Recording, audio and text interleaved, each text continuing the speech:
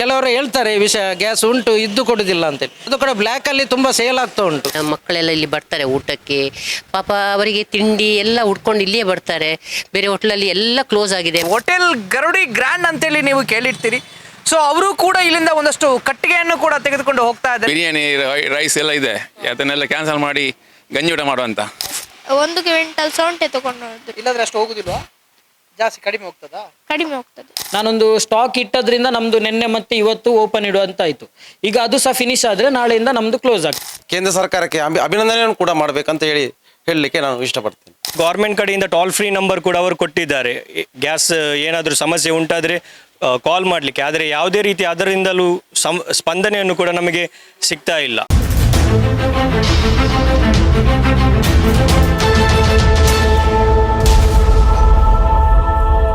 ಯುದ್ಧದಿಂದಾಗಿ ಒಂದಷ್ಟು ಹೋಟೆಲ್ ಕೂಡ ಬಂದಾಗಿರುವಂತದ್ದು ನಿಮ್ಗೆಲ್ರಿಗೂ ಕೂಡ ಗೊತ್ತಿದೆ. ಅಂತ ಹೇಳಿದ್ರೆ ಕಮರ್ಷಿಯಲ್ ಗ್ಯಾಸ್ ಕೂಡ ಸಿಗ್ತಾ ಇಲ್ಲ, ಇನ್ನು 1 ವಾರಗಳ ಕಾಲ ಗ್ಯಾಸ್ ಕೂಡ ಸಿಗೋದಿಲ್ಲ ಅನ್ನುವಂತ ವಿಚಾರದಲ್ಲಿ ನಮಗೆ ಮಾಹಿತಿ ಕೂಡ ಸಿಕ್ಕಿರುವಂತದ್ದು. ನಾನಿವತ್ತ ಮಂಗಳದೇವಿಯ ಈ ಬಂಜಾರ ಅನ್ನುವಂತಹ ಹೋಟೆಲ್ ಇದೆ, ಅಲ್ಲಿಗೆ ಬಂದು ನಿಂತಿದ್ದೀನಿ. ಅಲ್ಲಿ ಓನರ್ ಕೂಡ ಇದ್ದಾರೆ. ಸೊ ಗ್ಯಾಸ್ ಇಲ್ಲದೆ ಅವರು ಕಟ್ಟಿಗೆಯಲ್ಲಿ ಕೂಡ ಅಡುಗೆ ಮಾಡ್ತಾ ಇರುವಂಥದ್ದನ್ನು ನೀವು ನೋಡ್ಬೋದು.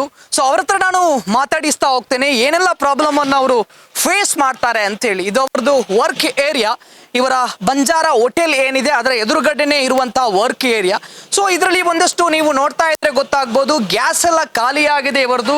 ಇದರಲ್ಲಿ ಕಂಪ್ಲೀಟ್ ವರ್ಕ್ ಅನ್ನು ಸ್ಟಾಪ್ ಮಾಡಿದ್ದಾರೆ. ಈಗ ಇವರು ಕಟ್ಟಿಗೆಯ ಮುಖಾಂತರ ಒಲೆಯನ್ನು ಇಟ್ಟು ಕಟ್ಟಿಗೆಯ ಮುಖಾಂತರ ವರ್ಕ್ ಅನ್ನು ಮಾಡ್ತಾ ಇರುವಂತದ್ದು. ಅಂತ ಹೇಳಿದ್ರೆ ಬರುವಂತಹ ಗ್ರಾಹಕರಿಗೂ ಕೂಡ ಹೋಟೆಲ್ ಬಂದ್ ಅಂತೇಳಿ ಆಗ್ಬಾರ್ದು ಅನ್ನುವಂತ ವಿಚಾರದಲ್ಲಿ ನಮ್ಮ ಜೊತೆಗೆ ಬಂಜಾರ ಹೋಟೆಲ್ನ ಓನರ್ ಕೂಡ ಇದ್ದಾರೆ. ಅವರನ್ನ ನಾನು ಮಾತಾಡಿಸ್ತಾ ಹೋಗ್ತೇನೆ. ಸರ್, ಏನೆಲ್ಲ ಪ್ರಾಬ್ಲಮ್ ಅನ್ನು ಫೇಸ್ ಮಾಡ್ತಾ ಇದ್ದೀರಾ ಅಂತೇಳಿ? ಈ ಗ್ಯಾಸ್, ಕಮರ್ಷಿಯಲ್ ಗ್ಯಾಸ್ ಈಗ ಸಿಗ್ತಾ ಇಲ್ಲ. ಇದು ಗ್ಯಾಸ್ ಇದು ವಿಚಾರ ಬಂದದ್ದು ಇತ್ತೀಚೆಗೆ. ಎಂತಂತ ನಮಗೆ ಗೊತ್ತೇ ಇಲ್ಲ, ಗ್ಯಾಸ್ ಏಕೆ ನಿಲ್ಲಿಸಿದ್ದಾರೆ ಎಂತಂತ ನಾವು ಯಾವ ಮಾಹಿತಿ ಸಹ ಇಲ್ಲ, ಯಾವುದೂ ಇಲ್ಲ. ಸಡನ್ ಆಗಿ ಹೇಳಿದರು ನಾಳೆಯಿಂದ ನಿಮಗೆ ಗ್ಯಾಸ್ ಬರೋದಿಲ್ಲ ಅಂತೇಳಿ, ಹೋಟೆಲ್ ಬಂದ್ ಮಾಡುವ ಪರಿಸ್ಥಿತಿ ಅಂತೇಳಿ ಹೇಳಿದರು. ಈಗಷ್ಟೇ ನಾವು ಕೊರೋನಾದಿಂದ ಮೇಲೆ ಬಂದದ್ದಷ್ಟೇ. ಹೋಟೆಲ್ ಬಂದ್ ಮಾಡಿ ಇದು ಮಾಡಿ ಎಲ್ಲ ಕೊರೋನಾ ಅದು ಒಂದು ವರ್ಷ ಚಿಲ್ಲರ ಪುನಃ ಬಂದ್ ಮಾಡಿ ತುಂಬ ಗ್ರಾಹಕರು ಇರ್ತಾರೆ, ನಮ್ಮ ಮನೆಯಾಗೆ ಇರ್ತಾರೆ. ಅವರು ಬಂದು ಇಲ್ಲಿ ಊಟ ಮಾಡೋದು, ನಮ್ಮ ಹತ್ರ ಇರೋದು. ನಾವು ಬಂದ್ ಮಾಡಿದ ಕೂಡಲೇ ಅವರು ತಪ್ಪಿ ಹೋಗ್ತಾರೆ ನಮ್ಮಿಂದ. ಅದು ಸಮಸ್ಯೆ ನಮಗೆ ಕಷ್ಟ ಆಗ್ತದೆ. ಮತ್ತು ತುಂಬ ಸ್ಟೂಡೆಂಟ್ಸ್ನವರು ಇಲ್ಲಿ ಸಾಧಾರಣ ಸರೌಂಡಿಂಗ್ ಒಂದು 3-4 ಹೋಟೆಲ್ ಈಗಾಗಲೇ ಬಂದ್ ಮಾಡಿ ಸಾಧಾರಣ ಈಗ ಒಂದು 10 ದಿವಸ ಆಗ್ತಾ ಬಂತು. ಒಲೆಯಲ್ಲಿ ಮಾಡ್ತಾ ಇದ್ದೆ, ಆದರೆ ಒಲೆಯಲ್ಲಿ ಮಾಡಲಿಕ್ಕೆ ತುಂಬ ಕಷ್ಟ. ಯಾಕೆ ಅಂತ ಹೇಳಿದರೆ ನಮ್ಮ ಅಡುಗೆಯವರೆಲ್ಲ ಗ್ಯಾಸಿಗೆ ಸೆಟ್ ಆಗಿದ್ದಾರೆ. ಈಗ ಒಲೆಯಲ್ಲಿ ಮಾಡಬೇಕಾದ್ರೆ ಅವರು ಫಸ್ಟಿಗೆ ಬೆಂಕಿ ಮಾಡಬೇಕಾಗ್ತದೆ. ಆ ಬೆಂಕಿ ಮಾಡುವಾಗ ಸಾಧಾರಣ ಈ ಸೆಕೆಯ ಟೈಮಲ್ಲಿ ಅವರು ಟೈರ್ ಆಗಿ ಹೋಗ್ತಾರೆ. ಈಗ 2-3 ಕೆಲಸದವರು ಮೊನ್ನೆ ರಜೆ ಮಾಡಿ ಹೋಗಿದ್ದಾರೆ. ಯಾಕೆ ಅಂತ ಹೇಳಿದರೆ ಅವ್ರಿಗೆ ಕೆಲಸ ಮಾಡಲಿಕ್ಕೆ ಆಗೋದಿಲ್ಲ, ಅದಕ್ಕೆ ರಜೆ. ಈಗ ನಾನೇ ನಿಂತು ಅಡುಗೆ ಮಾಡ್ತಾಯಿದ್ದೇನೆ ಮತ್ತು ನನ್ನೊಟ್ಟಿಗೆ 2-3 ಇದ್ದಾರೆ. ಈಗ ಹೊರಗಡೆ ಸ್ಟೂಡೆಂಟ್ಸ್ನವರು 1 ಗಂಟೆಗೆ ಬಂದು ಇಷ್ಟು ಜನ ಊಟ ಮಾಡಿ ಸಾಧಾರಣ ಒಂದು 50-60 ಜನ ಇಲ್ಲಿ ಹತ್ತಿರದಲ್ಲಿ ಯಾವ ಹೋಟೆಲ್ಗಳಿಲ್ಲ, ನಮ್ಮ ಹೋಟೆಲ್ಗೆ ಬಂದು ಊಟ ಮಾಡಿ ಹೋಗಿದ್ದಾರೆ. ಗ್ಯಾಸ್ ಸಮಸ್ಯೆ ಯಾರು ಬಂದು ನಿಂತು ಹೇಳುವುದಿಲ್ಲ, ನಾಳೆ ನಾವು ನಿಮಗೆ ಗ್ಯಾಸ್ ಕೊಡ್ತೇವೆ, ಇಷ್ಟು ಸಮಯಕ್ಕೆ ಮಾತ್ರ, ಅಷ್ಟು ಸಮಯ ನೀವು ಸುಧಾರಿಸ್ಕೊಳ್ಳಿ ಅಂತೇಳಿ. ಇಷ್ಟು ಸಮೇತ ನಮಗೆ ಮಾಹಿತಿ ಬರಲಿಲ್ಲ ಗ್ಯಾಸ್ ಯಾವಾಗದಿಂದ ಸ್ಟಾರ್ಟ್ ಆಗ್ತದೆ ಅಂತೇಳಿ. ಆದಷ್ಟು ಬೇಗ ಗ್ಯಾಸ್ ಸಮಸ್ಯೆಯನ್ನು ಸರಿ ಮಾಡಬೇಕಂತೇಳಿ ನಾವು ತುಂಬ ರಿಕ್ವೆಸ್ಟ್ ಮಾಡ್ತೇವೆ ಎಲ್ಲರ ಹತ್ರ. ಸೊ ನಿಮಗೆ ಗ್ಯಾಸ್ ಬರದೆ ಎಷ್ಟು ದಿನ ಆಯಿತು? ಎಷ್ಟು ದಿನಗಳಿಂದ ನೀವು ಒಲೆಯಲ್ಲೇ ಮಾಡ್ತಾ ಇದ್ದೀರಂತೆ? ನಮಗೆ ಗ್ಯಾಸ್ ಬರದೆ ಸಾಧಾರಣ ಇವತ್ತಿಗೆ 10 ದಿವಸ ಆಯಿತು. ಅದರಲ್ಲಿ ಒಂದು 3-4 ದಿವಸ ಸಮಯ ತನಕ ನಮಗೆ ಗ್ಯಾಸ್ ಬಂದಿತ್ತು. ಈಗ ಕಂಪ್ಲೀಟ್ ಗ್ಯಾಸ್ ವಹಿವಾಟು ನಿಂತು ಹೋಗಿ ನಮಗೆ 10 ದಿವಸ ಆಯಿತು. 10 ದಿವಸದಿಂದ ನಮಗೆ ಗ್ಯಾಸ್ ಇಲ್ಲ. ಈಗ ಏನು ಕಂಪ್ಲೀಟ್ ನಿಲ್ಲಾಗಿ ಹೋಗಿದೆ ಗ್ಯಾಸ್. ಒಂದು ಪಾತ್ರೆಯಲ್ಲಿ ಒಂದು ಚಹಾ ಮಾಡಬೇಕಾದ್ರೂ ಗ್ಯಾಸ್ ಇಲ್ಲ. ಒಲೆಯಲ್ಲಿ ಇಟ್ಕೊಂಡು ಅದು ಚಹಾ ಮಾಡುವಾಗ 10 ನಿಮಿಷದ ಕೆಲಸದಲ್ಲಿ ಚಹಾ ಆಗುವ ಕೆಲಸ ಈಗ ಕಮ್ಮಿಯಲ್ಲಿ ಅದಕ್ಕೇ ಒಂದು ಚಹಾ ಮಾಡಲಿಕ್ಕೆ ಒಂದು ಅರ್ಧ ಗಂಟೆ ಬೇಕಾಗ್ತದೆ. ಅರ್ಧ ಗಂಟೆ ಟೈಮ್ ವೇಸ್ಟ್ ಆಗ್ತದೆ. ಅದಕ್ಕೆ ದಿನಕ್ಕೆ ನಿಮ್ಮದು ಎಷ್ಟು ಗ್ಯಾಸ್ ಖಾಲಿ ಆಗ್ತಾ ಇತ್ತು ಅಂತ? ನಮ್ಮ ದಿವಸಕ್ಕೆ 2 ಸಿಲಿಂಡರ್ ಬೇಕಿತ್ತು ನಮಗೆ. 2 ಸಿಲಿಂಡರ್ ಅಂತ ಹೇಳಿದರೆ ನಮಗೆ ದೋಸೆ ತವಕ್ಕೆ ಮತ್ತು ಎಣ್ಣೆ ತಿಂಡಿಗೆ ಅದಕ್ಕೆಲ್ಲ ಗ್ಯಾಸ್ ಜಾಸ್ತಿ ಹೋಗ್ತದೆ. ಅದಕ್ಕೆ ಬೇಕಾಗಿ ಅದರಲ್ಲಿ ಈಗ ಆ ವಹಿವಾಟಿಲ್ಲ, ದೋಸೆ ವಹಿವಾಟಿಲ್ಲ, ಎಣ್ಣೆ ತಿಂಡಿ ಇಲ್ಲ. ಆದರೂ ತುಂಬ ಕೆಲವು ಸಮಯ ಕಷ್ಟಪಟ್ಟು ಇದರಲ್ಲಿ ಒಲೆಯಲ್ಲಿ ಎಣ್ಣೆ ತಿಂಡಿ ಮಾಡ್ತಾ ಇದ್ದೇವೆ. ಈಗ ಆದರೆ ತುಂಬ ಕಷ್ಟ ಆಗ್ತದೆ ಅದು ಮಾಡಲಿಕ್ಕೆ. ಈಗ ಸೆಕೆಯ ಸಮಯ ಅದು ಅಲ್ಲದ್ರೆ ಈ ಹೊಲೆ ಹತ್ರ ನಿಂತು ಕೆಲಸ ಮಾಡಲಿಕ್ಕೆ ತುಂಬ ಟಯರ್ಡ್ ಆಗ್ತದೆ. ಟಯರ್ಡಾಗಿ ಕೆಲವರು ಕೆಲಸದವ್ರು ಕೆಲಸ ಮಾಡಲಿಕ್ಕೆ ಒಪ್ಪುವುದಿಲ್ಲ. ಈ ಸೆಕೆಗೆ ಆ ಹೊಳೆ ಹತ್ರ ನಿಂತ್ಕೊಂಡು ಕೆಲಸ ಮಾಡಲಿಕ್ಕೆ. ಇದು ಒಂದು ದಿವಸದ ವಿಷಯ ಆದರೆ ನಾವು ಸುಧಾರಿಸ್ಕೊಳ್ಬೋದಿತ್ತು, ಒಂದು ವಾರದ ವಿಷಯ ಆದರೆ ಸುಧಾರಿಸ್ಕೊಳ್ಬಹುದಿತ್ತು. ಆದರೆ ಎಂತ ಅಂತ ಹೇಳೋದಿಲ್ಲ, ಕೇಳಿದರೆ ಹೇಳ್ತಾರೆ 1 ತಿಂಗಳು ಹೋಗ್ತದೆ, 10 ದಿವಸ ಹೋಗ್ತದೆ, 20 ದಿವಸ ಹೋಗ್ತದೆ, ಅಷ್ಟೇ ವಿಚಾರ ಹೇಳೋದಲ್ಲದೆ ನಮಗೆ ಇಷ್ಟು ತನಕ ಸರಿಯಾಗಿ ಮಾಹಿತಿ ಕೊಡುವವರು ಯಾರು ಮುಂದೆ ಬರಲಿಲ್ಲ. ಯಾವ ರಾಜಕಾರಣಿಯವರಿಗಾಗಲಿ ಅಧಿಕಾರಿಗಳಾಗಲಿ ಯಾರು ನಮಗೆ ಒಂದು ವಿಶ್ವಾಸದ ಮಾತನ್ನು ನಮಗೆ ಇಷ್ಟು ತನಕ ಯಾರು ನೀಡಲಿಲ್ಲ. ಗ್ಯಾಸಲ್ಲಿ ಮಾಡಬೇಕಾದ್ರೆ ಸ್ವಲ್ಪ ಈಸಿ ಸರ್, ಇದು ಮಾಡಬೇಕಾದ್ರೆ ಸ್ವಲ್ಪ ಬೇಗ ಎದ್ದೇಳಬೇಕಾಗುತ್ತೆ, ಟೈಮ್ ಕೂಡ ಜಾಸ್ತಿ ತಗೊಳುತ್ತೆ. ಇದಕ್ಕೆ ಎಷ್ಟು ಕಷ್ಟಪಡ್ತೀರಾ ಅಂತೇಳಿ. ನಾರ್ಮಲ್ ಆಗಿ ಗ್ಯಾಸಲ್ಲಿ ಆಗಿದ್ರೆ ಒಂದು 5 ಗಂಟೆಗೆ ಎದ್ದೇಳಬೇಕಾದ್ರೆ ಇದಕ್ಕೆ ಮೋಸ್ಟ್ಲಿ 3 ಗಂಟೆಗೆ ಬೆಳಿಗ್ಗೆನೆ ಎದ್ದೇಳಬೇಕು ಅಂತೇಳಿ ಅನಿಸುತ್ತೆ. ಹೇಗೆ? ಹೌದು, ನಿಜವಾಗಿ ಯಾಕೆ ಅಂತ ಹೇಳಿದರೆ ನಾವು ನಮ್ಮ ಹೋಟೆಲ್ 4:15 ಗಂಟೆ ಬೆಳಿಗ್ಗೆ ಓಪನ್ ಆಗ್ತದೆ ಡೈಲಿ. ಸಾಧಾರಣ ಆಲ್ಮೋಸ್ಟ್ ಎಲ್ಲ ತಿಂಡಿಗಳಿರ್ತದೆ. ನಮಗೆ ತುಂಬ ಕಸ್ಟಮರ್ ಬೆಳಿಗ್ಗೆ ಇರ್ತಾರೆ. ಆದರೆ ಈಗ ಮುಂಚೆ ನಾವೊಂದು 2-3 ಗಂಟೆಗೆ ಎದ್ದೇಳಿ ಮಾಡುವ ತಿಂಡಿಗಳನ್ನು ಈಗ ಅದಕ್ಕಿಂತ 2 ಗಂಟೆ ಮುಂಚೆ ಎದ್ದು ಮಾಡಬೇಕಾಗ್ತದೆ. ಅದು ಮಾಡಿದ ಸಮೇತ ಅದರಲ್ಲಿ ಫುಲ್ಲು ಟಯರ್ಡ್ ಆಗಿರ್ತದೆ. ಆ ಗ್ಯಾಸಲ್ಲಿ ಮಾಡಿದಾಗೆ ಮತ್ತು ಹೋಗಿ ಈಗ ಸೆಕೆಯ ಟೈಮಲ್ಲಿ ಯಾವ ಕೆಲಸ ಮಾಡಿದರೂ ಟಯರ್ಡ್ ಆಗ್ತದೆ. ಆದರೆ ಇದರಲ್ಲಿ ಹೊಳೆ ಹತ್ತಿರ ನಿಂತ್ಕೊಂಡು ಕೆಲಸ ಮಾಡಲಿಕ್ಕೆ ಅಸಾಧ್ಯ ಅದು ಈ ಸಮಯದಲ್ಲಿ, ಈ ಸೀಸನಲ್ಲಿ. ಮಳೆಗಾಲ ಆದರೆ ತುಂಬ ಖುಷಿ ಪಡ್ತಾರೆ ಇದರಲ್ಲಿ ಕೆಲಸ ಮಾಡಲಿಕ್ಕೆ. ಇದರಲ್ಲಿ ಈ ಸಮಯದಲ್ಲಿ ಕಷ್ಟ, ಟೈಮ್ ಸಹ ತುಂಬ ವೇಸ್ಟ್ ಆಗ್ತದೆ. ಎಂಥ ತಿಂಡಿಗಳನ್ನು ರೆಡಿ ಮಾಡಿ ನಾವು ಕೊಡ್ತೇವೆ ಅದನ್ನು ಕಸ್ಟಮರ್ ತಿಂದು ಹೋಗ್ಬೇಕಾಗ್ತದೆ. ಈಗ ಮುಂಚೆ ಅವರು ಹೇಳಿದ ಐಟಮನ್ನು ನಾವು ಮಾಡಿ ಕೊಡ್ತಿದ್ದೆವು, ಬಿಸಿ ಮಾಡಿ ಕೊಡ್ತಿದ್ದೆವು. ಈಗ ಹಾಗೆಲ್ಲ ಹೊಳೆಯಲ್ಲಿ ಆಗುವ ಕಾರಣ ನಾವು ರೆಡಿ ಮಾಡಿ ಇಟ್ಟದನ್ನು ಅವರಿಗೆ ತಿನ್ನಿಸ್ತಿದ್ದೇವೆ. ನಮಗೆ ಬೇಸರ ಆಗ್ತದೆ ತುಂಬ ಅದನ್ನು ಕೊಡಲಿಕ್ಕೆ. ಕೆಲವರು ಬಿಸಿ ಕೇಳ್ತಾರೆ, ಕೊಡಲಿಕ್ಕೆ ಉಪಾಯ ಇಲ್ಲ. ಗ್ಯಾಸ್ ಮೇಲೆ ಇಟ್ಟು ಮಾಡಿಕೊಡುವಂಥದ್ದು ಪ್ರೊವಿಷನ್ ಇಲ್ಲ. ಈಗ ಒಲೆಯಲ್ಲಿ ಎಂಥದ್ದು ಮಾಡಬೇಕು. ಆ ಸಮಯದಲ್ಲಿ ಕಸ್ಟಮರ್ ಬಂದರೆ ಬಿಸಿ ಇರ್ತದೆ, ಅದನ್ನು ಬಿಟ್ಟು ಸ್ವಲ್ಪ ಲೇಟಾಗಿ ಬಂದರೆ ಅದು ಬಿಸಿ ಹೋಗ್ತದೆ. ಮತ್ತು ಸ್ಟೀಮರ್ಸ್ ಆಗಿನೇ ನಮ್ಮ ಹತ್ರ ಗ್ಯಾಸ್ ಸ್ಟೀಮರೇ ಇರೋದು. ಕರೆಂಟ್ ಸ್ಟೀಮರ್ ಹಾಕಲಿಲ್ಲ ನಾವು. ಯಾಕೆ ಅಂತ ಹೇಳಿದರೆ ಎಲೆಕ್ಟ್ರಿಕಲ್ ಬಿಲ್ ಜಾಸ್ತಿ ಆಗ್ತದೆ ಮತ್ತು ಎಲೆಕ್ಟ್ರಿಕಲ್ ಉಳಿಸ್ಬೇಕಂತೇಳಿ ನಾವು ಅದನ್ನೆಲ್ಲ ಹಾಕ್ಲಿಕ್ಕೆ ಹೋಗಲಿಲ್ಲ. ಕಟ್ಟಿಗೆಲ್ಲ ಸಿಗ್ತದೆ ಸರ್? ಕಟ್ಟಿಸಿ ಸಹ ತುಂಬ ಕಷ್ಟ. ಆಲ್ರೆಡಿ ಈಗನೇ ಸಾಧಾರಣ 1 ಕ್ವಿಂಟಲ್ ಒಂದು ಲಾರಿಯಷ್ಟು ತಂದು ಇಟ್ಟಿದ್ದೇನೆ. ಯಾಕೆ ಅಂತ ಹೇಳಿದರೆ ಅದರ ಸಮಸ್ಯೆ ಇನ್ನು ಯಾವಾಗ ಸ್ಟಾರ್ಟ್ ಆಗ್ತದೆ ಅಂತ ಹೇಳಲಿಕ್ಕೆ ಆಗೋದಿಲ್ಲ. ಅದಕ್ಕೆ ನಾವು ಮೊದಲೇ ಪ್ರಿಪೇರ್ ಆಗಿದೆ. ಯಾಕೆ ಅಂತ ಹೇಳಿದರೆ ನಮಗೆ ಯಾರು ಹೇಳಿಲ್ಲ ಇಷ್ಟು ದಿವಸ ತನಕ ಅಂತೇಳಿ. ಇದು ಕೊರೋನಾದಾಗಿ ಮುಂದೆ ಹೋಗ್ತದಾ ಅಲ್ಲ ಅಲ್ಲಿಯೇ ನಿಲ್ತದಾ ಅಂತ ಗೊತ್ತಿಲ್ಲ. ಆದಷ್ಟು ಬೇಗ ನಿಲ್ಲಿಸಬೇಕು ಇದಕ್ಕೆ ಮೇಲಿನ ಅಧಿಕಾರಿಗಳು ಇದರಿಂದ ಕೆಲಸ ಮಾಡಿಕೊಳ್ಬೇಕು. ಕೆಲವರು ಹೇಳ್ತಾರೆ ವಿಷಯ ಗ್ಯಾಸ್ ಉಂಟು ಇದ್ದು ಕೊಡೋದಿಲ್ಲ ಅಂತೇಳಿ. ನಮಗೇನು ಮಾಹಿತಿ ಇಲ್ಲ ಹೇಗೆ ಅಂತೇಳಿ. ಅದು ಸಹ ಕೆಲವರು ಹೇಳುವ ಮಾತನ್ನು ನಾವು ಕೇಳಬೇಕಾಗ್ತದೆ. ಅದು ಕೂಡ ಬ್ಲ್ಯಾಕಲ್ಲಿ ತುಂಬ ಸೇಲ್ ಆಗ್ತಾ ಉಂಟು. ನಮಗೆ ಆ ಬ್ಲ್ಯಾಕಲ್ಲಿ ತಗೊಳ್ಳುವ ಶಕ್ತಿ ಸಹ ನಮಗಿಲ್ಲ. 5,000ಕ್ಕೆ 4,000ಕ್ಕೆ ಸೇಲ್ ಆಗ್ತಾ ಉಂಟು ಕೆಲವು ಕಡೆ. ಅದು ಎಂತಂತ ಅದರದ್ದು ಮಾಹಿತಿ ನಮಗಿಲ್ಲ, ಹೇಗೆ ಸೇಲ್ ಮಾಡ್ತಾರೆ. ವಿಷಯ ಕೇಳಿ ಬರ್ತದೆ ಅಷ್ಟೇ. ತುಂಬ ತಿಂಡಿಗಳನ್ನು ಕಟ್ ಮಾಡಿದ್ದೇವೆ. ಈಗ ದೋಸೆಯಲ್ಲಿ ಕೆಲವು ದೋಸೆ ಐಟಮ್ ಮಾಡೋದಿಲ್ಲ. ಅದು ನಾವು ಒಲೆಯ ಮೇಲೆ ಇಟ್ಟು ಚಿಕ್ಕ ತವನ್ನು ಇಟ್ಟು ಖಾಲಿ ದೋಸೆಯನ್ನು ಮಾಡಿಕೊಡ್ತಾ ಇದ್ದೇವೆ. ಅದನ್ನು ಹಾಟ್ ಬಾಕ್ಸೆಲ್ಲ ಇಟ್ಟುಕೊಂಡು. ಅದೇ ಹೇಳಿದೆ ನಾನು ಆಗ, ಕಸ್ಟಮರ್ ಕೇಳಿದ ತಿಂಡಿಯನ್ನು ನಮಗೆ ಕೊಡಲಿಕ್ಕೆ ಆಗೋದು. ನಾವು ಇದ್ದ ತಿಂಡಿಯನ್ನು ಕೊಡ್ತಾ ಇದ್ದೇವೆ. ಈಗ ಅದು ಹಾಟ್ ಬಾಕ್ಸಲ್ಲಿ ಅವರು ಹೇಳ್ತಾರೆ ಇದು ತನ್ನಗೆ ಉಂಟು ಅಂತೇಳಿ. ಕೆಲವರು ಅದರದ್ದು ಬೇಸರ ಮಾಡಿ ಹೋಗ್ತಾರೆ ನಮ್ಮ ಹತ್ರ. ಅದು ನಮ್ಮ ಕಸ್ಟಮರೇ. ಅದು ಬೇಸರ ಹೋಗುವಾಗ ನಮಗೆ ತುಂಬ ಬೇಸರ ಆಗ್ತದೆ. ಯಾಕೆ ಅಂತ ಹೇಳಿದರೆ ಅವರು ಬಂದು ಬಿಸಿ ತಿನ್ನಲಿಕ್ಕೆ ಬರ್ತಾ ಇರ್ತಾರೆ. ಅದು ತನ್ನಗಿದ್ದದನ್ನು ನಾವು ಕೊಡೋದು. ಕೆಲವು ಅವರಿಗೆ ಬೇಕಾದ ಡಿಶಸನ್ನು ನಮಗೆ ಮಾಡಲಿಕ್ಕೆ ಆಗೋದಿಲ್ಲ. ಈಗ ಅಂದರೆ ಗ್ಯಾಸ್ ಇಲ್ಲದ ಕಾರಣ ಹೊಳೆಯಲ್ಲಿ ಕೆಲವು ಐಟಮ್ ಮಾಡಲಿಕ್ಕೆ ಆಗೋದಿಲ್ಲ. ಹೋಟೆಲ್ ಬಂದ್ ಮಾಡೋದಂತ ಹೇಳಿದರೆ ಅದೊಂದು ಚಿಕ್ಕ ವಿಷಯ ಅಲ್ಲ. ಅದರಲ್ಲಿ ತುಂಬ ಒಂದು ದೊಡ್ಡ ಸರ್ಕಲ್ಲಿ ನಿಂತು ಹೋಗ್ತದೆ. ಯಾಕೆಂತ ಹೇಳಿದರೆ ಗ್ರಾಹಕರಿಗೆ ಏನು ಸಿಗದಾಗೆ ಆಗ್ತದೆ ಮತ್ತು ಹೋಟೆಲಲ್ಲಿ ಕೆಲಸ ಮಾಡೋದವರಿಗೆ ಏನು ಸಿಗದಾಗೆ ಆಗ್ತದೆ. ಹೋಟೆಲ್ ಮಾಲೀಕನು ಕೂಡ ತುಂಬ ನಷ್ಟದಿಂದ ಹೋಗಿ ತುಂಬ ತಲೆಬಿಸಿಯಲ್ಲಿ ಇರಬೇಕಾಗ್ತದೆ. 1 ದಿವಸ 5 ದಿವಸ 1 ವಾರಕ್ಕೆ ಆದರೆ ಏನು ಹೆಚ್ಚು ಕಡಿಮೆ ಆಗೋದಿಲ್ಲ. ಇದು ಎಷ್ಟು ದಿವಸಕ್ಕೆ ಅಂತೇಳಿ ನಮಗೆ ಗೊತ್ತಿಲ್ಲ. ಅದನ್ನು ಗೊತ್ತುಪಡಿಸಬೇಕು, ಅದನ್ನು ಸರಿ ಮಾಡಿಕೊಳ್ಬೇಕು. ಭಾಳ ತೊಂದರೆ ಆಗ್ತಾ ಉಂಟು. ಮಕ್ಕಳೆಲ್ಲ ಇಲ್ಲಿ ಬರ್ತಾರೆ ಊಟಕ್ಕೆ, ಪಾಪ ಅವರಿಗೆ ತಿಂಡಿ ಎಲ್ಲ ಉಟ್ಕೊಂಡು ಇಲ್ಲಿಯೇ ಬರ್ತಾರೆ. ಬೇರೆ ಹೋಟ್ಲಲ್ಲಿ ಎಲ್ಲ ಕ್ಲೋಸ್ ಆಗಿದೆ. ಬ್ಯಾಂಗ್ಳೂರಲ್ಲಿ ಅಲ್ಲಿ ಮಂಗಳೂರಲ್ಲಿಯೇ ಕೆಲವು ಕಡೆ ಇದು ಹೋಟೆಲ್ ಕ್ಲೋಸ್ ಆಗಿದೆ.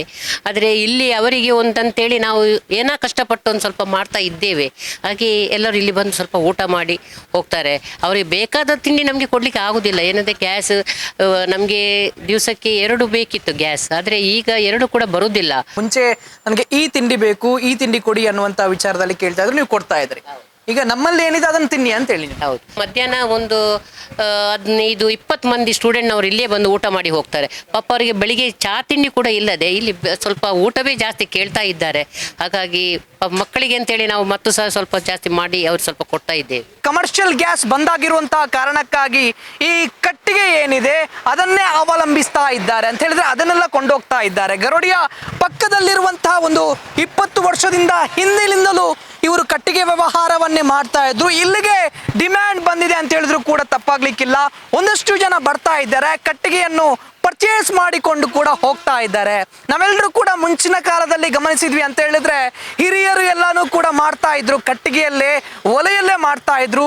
ಆ ಕಾಲ ಮತ್ತೆ ಬಂದಿದೆ ಅಂತ ಹೇಳಿದ್ರು ಕೂಡ ತಪ್ಪಾಗ್ಲಿಕ್ಕಿಲ್ಲ. ನಾವು ನೆಮ್ಮದಿಯಾಗಿದ್ವಿ, ನಮ್ಗೇನು ತೊಂದರೆ ಇಲ್ಲ, ಯುದ್ಧ ಗಲ್ಫ್ ಕಂಟ್ರೀಸ್ ಅಲ್ಲಿ ನಡೀತಾ ಇದೆ ಅನ್ನುವಂತ ವಿಚಾರದಲ್ಲಿ. ಬಟ್ ಈ ರೀತಿಯಾಗಿ ನಿರಂತರವಾಗಿ ಯುದ್ಧ ನಡೆದ್ರೆ ಇದು ಕಮರ್ಷಿಯಲ್ ಗ್ಯಾಸ್ಗೆ ಈಗ ಬಂದು ನಿಂತಿದೆ.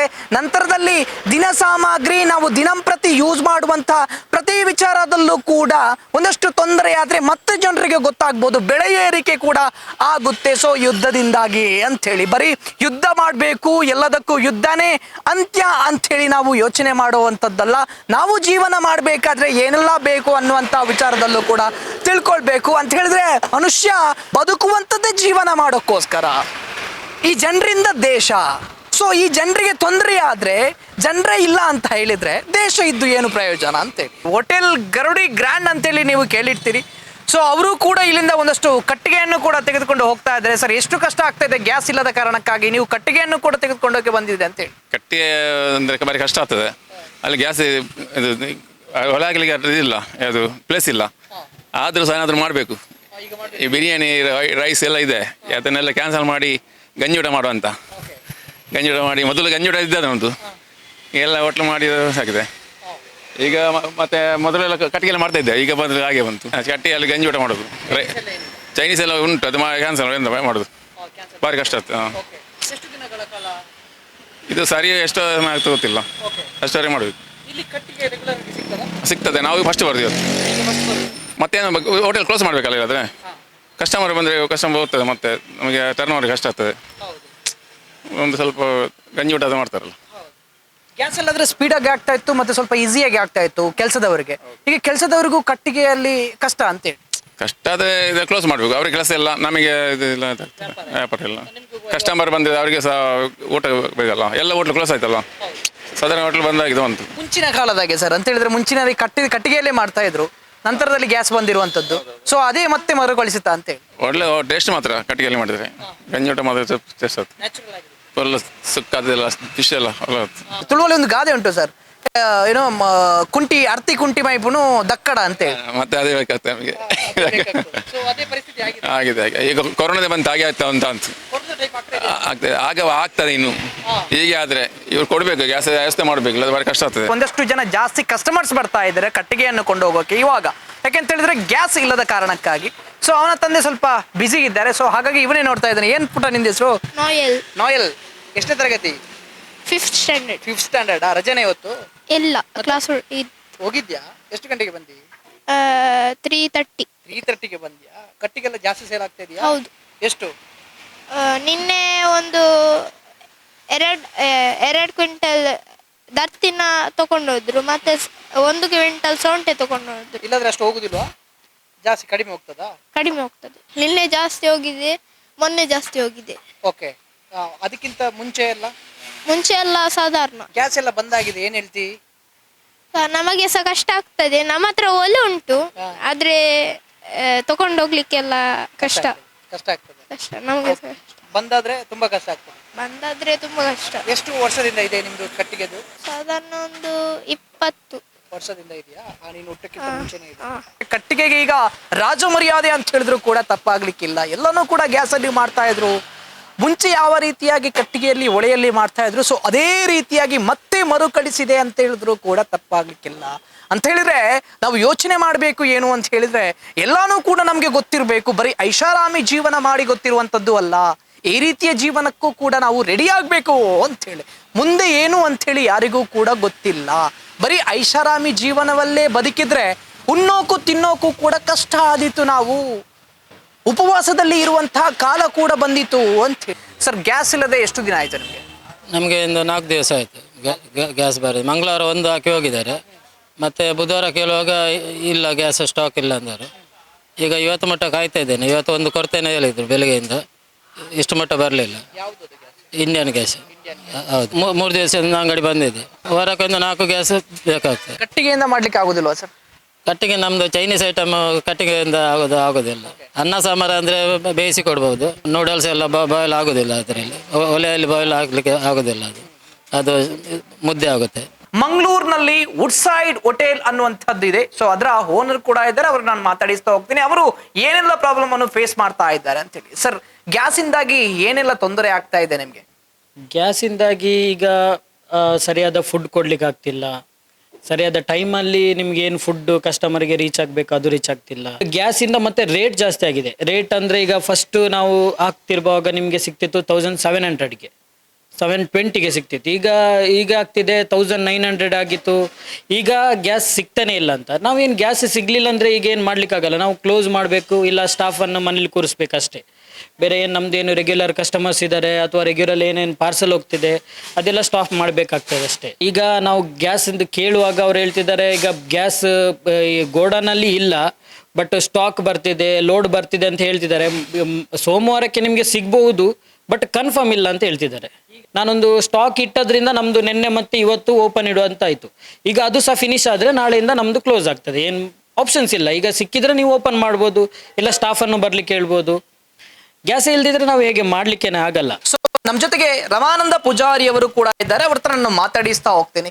ಏನ್ ಹೇಳ್ತೀರಾ ಸರ್? ಗ್ಯಾಸ್ ಎಮರ್ಜೆನ್ಸಿ ಈ ದೇಶದವನ್ನೇ ನರಳಿಸುವಂತಹ ಪರಿಸ್ಥಿತಿಯನ್ನು ಮಾಡಿದೆ. ಇವತ್ತು ಗ್ಯಾಸಿನ ಬೆಲೆಯೂ ಕೂಡ ದುಬಾರಿಯನ್ನು ಮಾಡಿದ್ದಾರೆ, ಬೆಲೆಯನ್ನು ಏರಿಕೆ ಮಾಡಿದ್ದಾರೆ. ಇದಕ್ಕೂ ಕೂಡ ನಾನು ಅವರಿಗೆ ಅಭಿನಂದನೆಯನ್ನು ಮಾಡಬೇಕು, ಕೇಂದ್ರ ಸರ್ಕಾರಕ್ಕೆ ಅಭಿನಂದನೆಯನ್ನು ಕೂಡ ಮಾಡಬೇಕಂತ ಹೇಳಲಿಕ್ಕೆ ನಾನು ಇಷ್ಟಪಡ್ತೇನೆ. ಕೊರೋನಾದಲ್ಲಿ ಕೂಡ ಈ ಸಮಸ್ಯೆ ನಮಗೆ ಕಾಣಲಿಲ್ಲ. ಇದು ತುರ್ತು ಪರಿಸ್ಥಿತಿ ಇರುವಾಗ ನಮ್ಮ ಬಡವರಿಗೆ ಬರಲಿಲ್ಲ. ಇದು ಈಗ ತುರ್ತು ಪರಿಸ್ಥಿತಿ ಇದ್ದಿದ್ದು ಯಾರಿಗೆ? ಶ್ರೀಮಂತರಿಗೆ ಮತ್ತು ರಾಜಕಾರಣಿಗಳಿಗೆ, ದೊಡ್ಡ ದೊಡ್ಡ ಹಣ ಇದ್ದವರಿಗೆ ತುರ್ತು ಪರಿಸ್ಥಿತಿ ಬಂದಿದೆ. ಈಗ ತುರ್ತು ಪರಿಸ್ಥಿತಿ ಯಾರಿಗೆ ಅಂದರೆ ಜನಸಾಮಾನ್ಯರಿಗೆ. ನಾನು ನಮ್ಮ ಕೇಂದ್ರ ಸಚಿವರು ಇದ್ದಾರಲ್ಲ ಅವರಿಗೆ ಅಭಿನಂದನೆಯನ್ನು ಮಾಡಬೇಕಾಗ್ತದೆ. ಯಾಕೆಂದರೆ ಈ ಕ್ಷಣದಲ್ಲೂ ಕೂಡ ಬೆಲೆ ಏರಿಕೆಯನ್ನು ಮಾಡಿದ್ದಾರೆ ಅಂತ ಹೇಳಿದರೆ ನಾನು ಅವರಿಗೆ ಅಭಿನಂದನೆಯನ್ನು ಮಾಡಬೇಕಾಗ್ತದೆ. ಸಫೀಕ್ ರವರು ಕೂಡ ಇದ್ದಾರೆ, ಅವರನ್ನು ಮಾತಾಡಿಸ್ತಾ ಹೋಗ್ತೀನಿ. ಒಂದು ಕಡೆ ಬೆಲೆ ಏರಿಕೆ ಆಗಿದೆ, ಒಂದು ಕಡೆ ಯಾರಿಗೆ ಕೂಡ ಗ್ಯಾಸ್ ಸಿಗ್ತಾ ಇಲ್ಲ ಸರಿಯಾದ ಸಮಯಕ್ಕೆ ಕೂಡ. ಈಗ ಹೋಟೆಲ್ ಮಾಲೀಕರಿಗಾಗಲಿ, ರೆಸ್ಟೋರೆಂಟ್ ಅವರಿಗೆ ಆಗಲಿ, ಎಲ್ಲರಿಗೂ ಕೂಡ ಗ್ಯಾಸ್ ಇಲ್ಲ. PGಯಲ್ಲಿ ಇರುವಂಥ ಸ್ಟೂಡೆಂಟ್ಸ್ಗಳು ಅವರೆಲ್ಲ ಹೋಟೆಲಲ್ಲಿ ಊಟ ಮಾಡುವವರು. ಹಾಗಾಗಿ ಈಗ ಕೆಲವೊಂದು ಹೋಟೆಲ್ ಕೂಡ ಬಂದಾಗಿದೆ. ಈಗ ಮಂಗಳೂರಲ್ಲಿ ಕೂಡ ಆ ಸಮಸ್ಯೆ ಉಂಟಾಗಿದೆ. ಗೌರ್ಮೆಂಟ್ ಕಡೆಯಿಂದ ಟೋಲ್ ಫ್ರೀ ನಂಬರ್ ಕೂಡ ಅವರು ಕೊಟ್ಟಿದ್ದಾರೆ. ಗ್ಯಾಸ್ ಏನಾದರೂ ಸಮಸ್ಯೆ ಉಂಟಾದರೆ ಕಾಲ್ ಮಾಡಲಿಕ್ಕೆ. ಆದರೆ ಯಾವುದೇ ರೀತಿ ಅದರಿಂದಲೂ ಸ್ಪಂದನೆಯನ್ನು ಕೂಡ ನಮಗೆ ಸಿಗ್ತಾ ಇಲ್ಲ. ಎಲ್ಲರಿಗೂ ಕೂಡ ಇದರಿಂದ ಸಮಸ್ಯೆ ಬಹಳ ರೀತಿಯಲ್ಲಿ ಉಂಟಾಗ್ತಾ ಇದೆ ಗ್ಯಾಸಲ್ಲಿ. ಗ್ಯಾಸ್ ಇಲ್ಲ ನಮಗೆಲ್ಲ ಊಟದ್ದು, ಚಹಾ ಕಾಫಿ, ತಿಂಡಿದ್ದು ಎಲ್ಲ ಕೊರತೆ ಆಗ್ತದೆ. ಗ್ಯಾಸ್ ಎಲ್ಲ ಸಿಗಬೇಕಲ್ಲ ಕರೆಕ್ಟಾಗಿ. ಹೋಟೆಲಲ್ಲಿ ಊಟ ಮಾಡುವುದು, ಇಲ್ಲೇ ಉಪವಾಸ ಕೂತ್ಕೊಳ್ಬೇಕಾಗುತ್ತೆ. ಹೌದು, ಎಲ್ಲ ನಮ್ಮದು ಇಲ್ಲೇ ನಾರ್ಮಲ್ ಆಗಿರುವ ಹೋಟೆಲ್ ಇಲ್ಲೇ ಬಂದಾದರೆ ಇನ್ನು ಆಚೆ ಈಚೆ ಹೋಟೆಲ್ ಎಲ್ಲ ಬಂದಾಗಿದೆ. ಲಾಸ್ಟ್ ಇದೇ ಒಂದೇ ಇದ್ದದ್ದು, ಇದು ಸಹ ಬಂದಾಗಿದೆ. ಇನ್ನು ಎಲ್ಲ ಹೋಟೆಲ್ ಬಂದ್ ಮಾಡಿದರೆ ನಾವೆಂತ ತಿನ್ಬೇಕು? ಇವರ ವಾರ್ಗಳಿಂದ ನಮಗೆ ಪ್ರಾಬ್ಲಮ್ ಆಗ್ತಾ ಉಂಟಲ್ಲ. ಇದಿಷ್ಟು ಹೋಟೆಲ್ ಮಾಲೀಕರು ಕೂಡ ಕಷ್ಟಪಡ್ತಾ ಇರುವಂತಹ ವಿಚಾರ ಅಂತ ಹೇಳಿದ್ರು ಕೂಡ ತಪ್ಪಾಗ್ಲಿಕ್ಕಿಲ್ಲ. ಗ್ಯಾಸ್ ಇಲ್ಲದ ಕಾರಣಕ್ಕಾಗಿ, ಕಮರ್ಷಿಯಲ್ ಗ್ಯಾಸ್ ಸಿಗ್ತಾ ಇಲ್ಲ ಅನ್ನುವಂಥ ವಿಚಾರದಲ್ಲಿ ನನಗೆ ಇಲ್ಲಿ MLA ಆಗಿರ್ಬೋದು, MP ಗಳಾಗಿರ್ಬೋದು ಒಂದಷ್ಟು ಗಮನ ಹರಿಸಲೇಬೇಕು. ಅವರು ಹೇಳಿರುವಂಥ ಪ್ರಕಾರ 5,000 ಕೋಟಿ ನಿಮಗೆ ಬ್ಲ್ಯಾಕಲ್ಲಿ ಕೊಡ್ತೀವಿ ಅನ್ನುವಂಥ ವಿಚಾರದಲ್ಲಿ ಹೇಳ್ತಾ ಇದ್ದಾರೆ. ಅಂತ ಹೇಳಿದ್ರೆ BPCL ಆಗಿರ್ಬೋದು, HPCL ಆಗಿರ್ಬೋದು, ಇವರುಗಳು ಗ್ಯಾಸ್ ಇಲ್ಲ ಅಂತೇಳಿ ಹೇಳ್ತಾ ಇದ್ದಾರೆ. ಬಟ್ ಯಾವ ರೀತಿಯಾಗಿ ಬ್ಲ್ಯಾಕಲ್ಲಿ ಬರುತ್ತೆ ರೀ? ಇದಕ್ಕೆ DD ಅವರು ಕೂಡ ಉತ್ತರ ಕೊಡಲೇಬೇಕು. ಫುಡ್ ಆ್ಯಂಡ್ ಸಿವಿಲ್ ಸಪ್ಲೈ ಆಗಿರ್ತಕ್ಕಂತಹ DD ಅವರು ಕೂಡ ಇದಕ್ಕೆ ಉತ್ತರವನ್ನು ಕೊಡಲೇಬೇಕು ಅನ್ನುವಂಥ ವಿಚಾರದಲ್ಲಿ ಆದಷ್ಟು ಬೇಗ ಬಗೆಹರಿಸಬೇಕು ಅಂತೇಳಿ. ಇಲ್ಲಿ ಎಲ್ರಿಗೂ ಕೂಡ ಪ್ರಾಬ್ಲಮ್ ಅಂತ ಹೇಳಿದ್ರೆ ಒಂದಷ್ಟು ಲೋನನ್ನು ಕೂಡ ತೆಗೆದುಕೊಂಡಿರ್ತಾರೆ, ದಿನನಿತ್ಯದ ಖರ್ಚು ಕೂಡ ಇರುತ್ತೆ, ಒಂದಷ್ಟು ವರ್ಕರ್ಸ್ಗಳು ಇರ್ತಾರೆ ದಿನನಿತ್ಯ. ಈಗ PG ಕೂಡ ಬಂದಾಗಿರುವಂಥದ್ದನ್ನು ನಾವು ಕೇಳಿರ್ತೀವಿ. ಸೊ PGಯಲ್ಲಿ ಇದ್ದವರು ಹೋಟೆಲ್ಗೆ ಬರಬೇಕು, ಊಟ ಮಾಡಬೇಕು ಅಂತ ಹೇಳಿದ್ರೆ ಊಟ ಇಲ್ಲ, ಹೋಟೆಲ್ ಬಂದ್ ಆದರೆ ಖಂಡಿತವಾಗ್ಲೂ ಉಪವಾಸದಿಂದ ಕೂತ್ಕೊಳ್ಬೇಕಾಗುವಂಥ ಸ್ಥಿತಿ ಕೂಡ ಬರುವಂತಾಗುತ್ತೆ.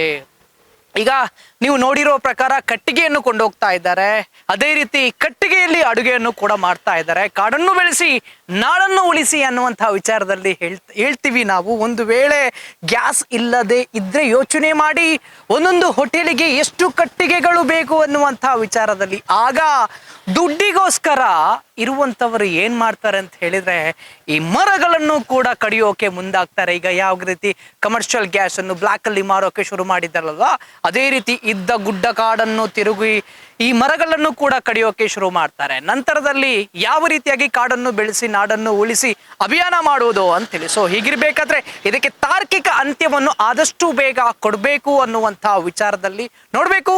MLA MP ಗಳು ಯಾವ ರೀತಿಯಾಗಿ ಮಾಡ್ತಾರೆ ಅನ್ನುವಂಥ ವಿಚಾರದಲ್ಲಿ DD ಅವರು ಕೂಡ ಸಂಪರ್ಕಿಸುವಂತ ಪ್ರಯತ್ನ ಪಡ್ತೀವಿ. DD ಅವರು ಇದಕ್ಕೆ ಏನು ಉತ್ತರ ಕೊಡ್ತಾರೆ ಅಂತ ಹೇಳಿ ಕಾದು ನೋಡೋಣ.